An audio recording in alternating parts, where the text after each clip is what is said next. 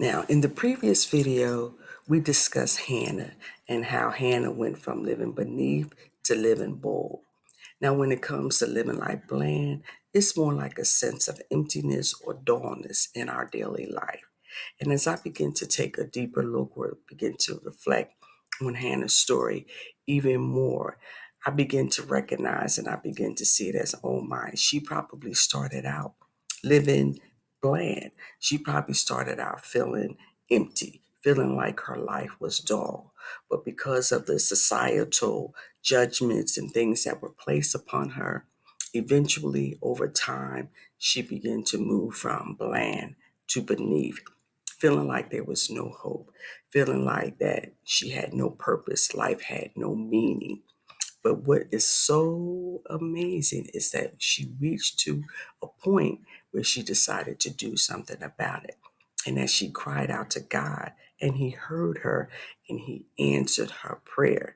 So I began to think about that even the more when we are experiencing things in life, when our emotions are all over the map and we're feeling empty and dull, when we're feeling like there's no hope.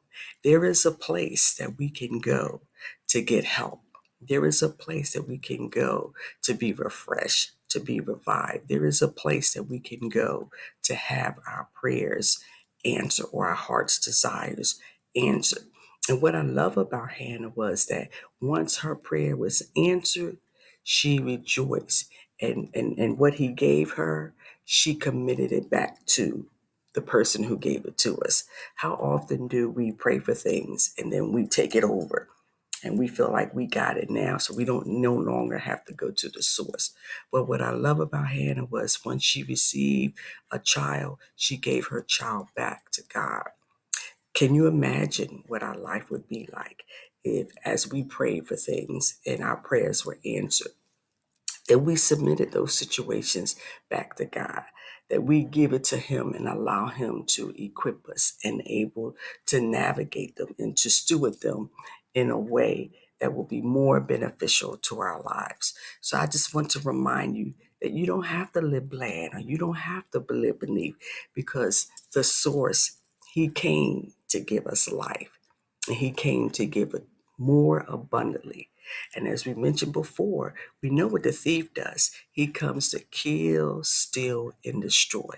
So he comes to allow situations to come in our lives to cause us to feel dull, to cause us to feel beneath, to cause us to feel like life has no meaning.